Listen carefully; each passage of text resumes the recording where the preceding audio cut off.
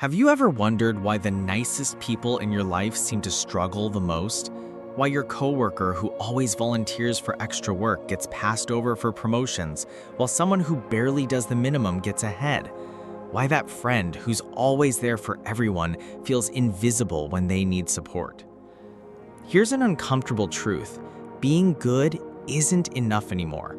In fact, goodness without strategy has become a liability. You've been taught that kindness equals weakness, that playing fair guarantees success. But what if I told you that the most successful people aren't the purest of heart? They're the ones who've learned to be good strategically. This isn't about becoming manipulative or abandoning your values. This is about understanding a fundamental truth that most people refuse to accept. The world operates on unspoken rules that have nothing to do with fairness. Think about it. When you were growing up, you were probably told that if you work hard, treat people well, and do the right thing, success would follow.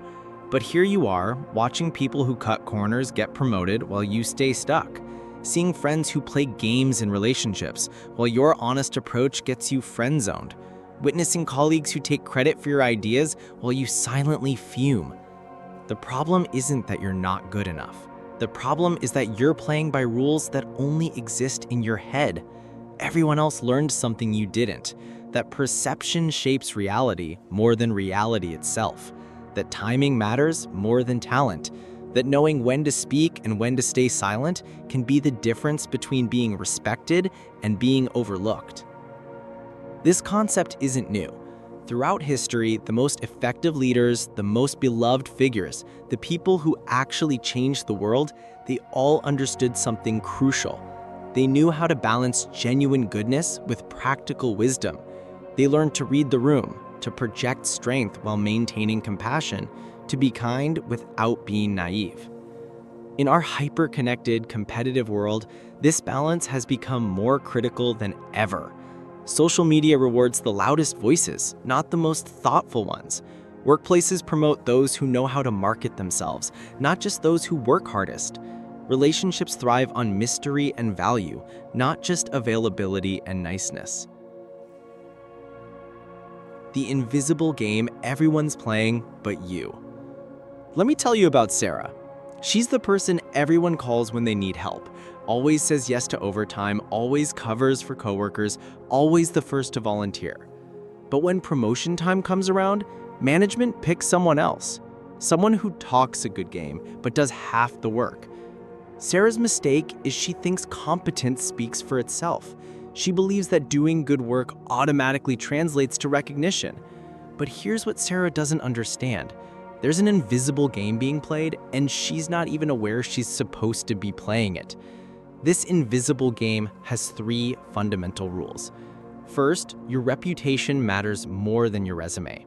Second, what people think you can do is more important than what you actually can do. Third, the story others tell about you carries more weight than the story you tell about yourself. Most people focus entirely on being good at their job, being a good friend, being a good person, but they never learn to be good at being seen as valuable. They never learned that influence isn't about perfection, it's about presence.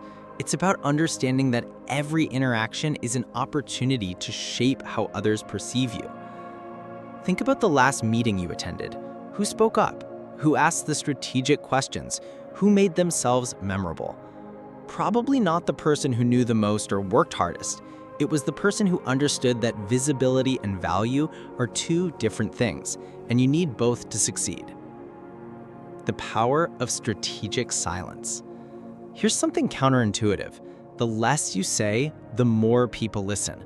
We live in a world where everyone's talking, posting, sharing, explaining, but the people who really command attention, they've mastered the art of strategic silence. I learned this lesson the hard way. I used to be the person who always had an opinion, always needed to contribute to every conversation.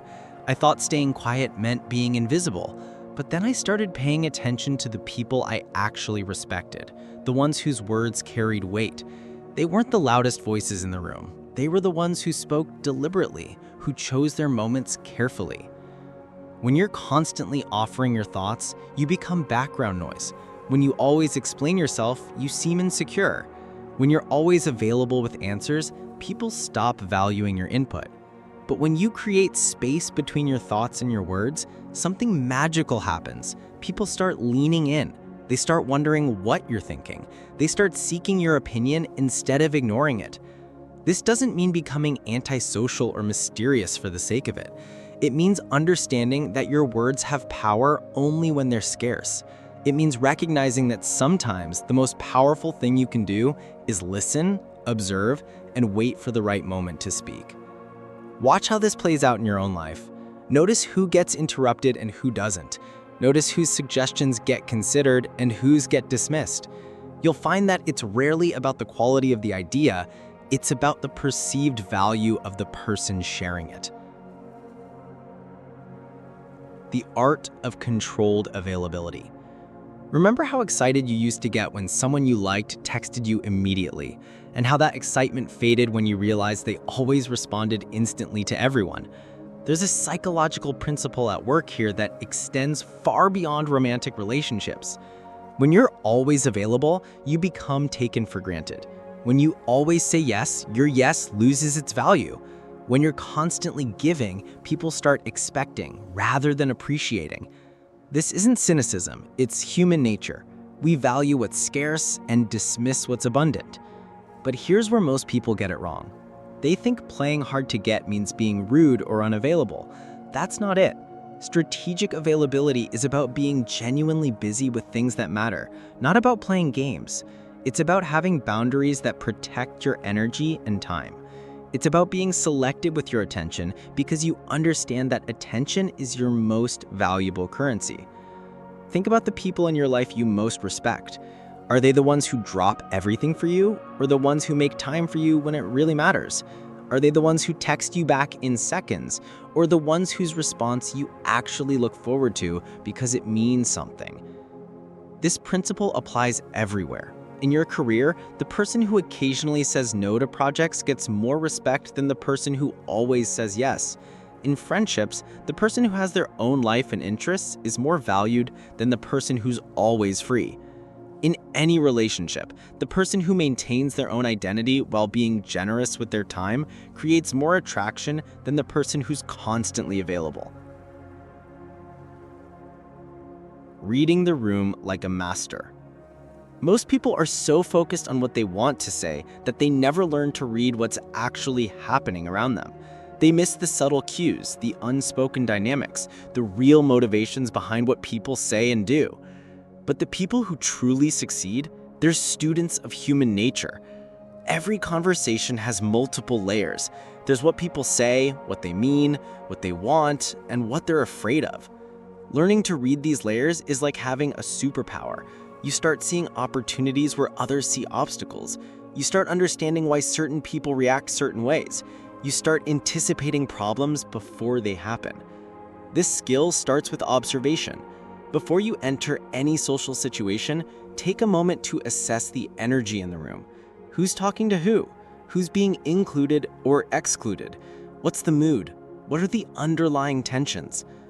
Most people walk into situations thinking only about themselves, what they want to say, how they want to be perceived, but strategic people walk in thinking about everyone else first. Here's a practical example. You're in a team meeting and your boss seems frustrated. Most people would either ignore it or try to cheer them up, but someone who reads the room might recognize that this isn't the time to pitch a new idea or ask for a favor. They might instead ask thoughtful questions that help identify the source of the frustration. They become a problem solver rather than another demand on their boss's attention.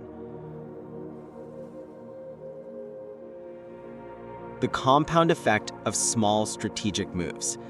The biggest mistake people make is thinking that transformation requires dramatic gestures. They want to completely reinvent themselves overnight. But real change, the kind that lasts, comes from small, consistent strategic moves that compound over time. Start with your next conversation. Instead of immediately sharing your opinion, ask a thoughtful question first. Instead of explaining yourself when someone misunderstands you, let them wonder for a moment. Instead of being the first to respond in a group text, let others weigh in first. Pay attention to how you enter and exit rooms. Are you rushing in, apologizing for being late, making yourself small? Or are you taking a moment to acknowledge the space, making eye contact, projecting calm confidence? These tiny adjustments change how people perceive you, and perception becomes reality. Notice how you respond to requests. Do you immediately say yes to everything, or do you pause and consider? Do you over-explain your decisions, or do you give simple, confident responses? Do you seek approval for your choices, or do you make decisions and move forward? The beautiful thing about strategic goodness is that it doesn't require you to become someone else. It requires you to become a more intentional version of yourself. You're still kind, still helpful, still genuine, but now you're also strategic about when and how you express these qualities. So here's the truth. You don't need to choose between being good and being successful. You don't need to become manipulative or abandon your values. You just need to understand that goodness without strategy is like having a powerful car without knowing how to drive it. The world hasn't changed its rules for you, and it never will. But now you know how to play by the rules that actually exist. You can be kind and strategic. You can be generous and selective. You can be helpful and boundaried. You can be genuine and intentional. The people who seem to effortlessly command respect, they figured this out early. They learned that influence isn't about perfection, it's about presence. They understood that your impact depends not just on what you do, but on how you do it, when you do it, and how you make others feel in the process. Start small. In your next conversation, ask a thoughtful question instead of immediately sharing your opinion. The next time someone makes a request, pause for a moment before responding. Pay attention to how you enter rooms, how you end conversations, how you respond to conflict.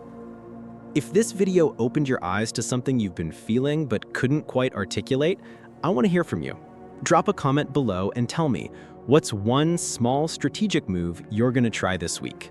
Maybe it's speaking up in a meeting, maybe it's taking a pause before responding to that demanding friend, or maybe it's simply observing the dynamics around you more carefully.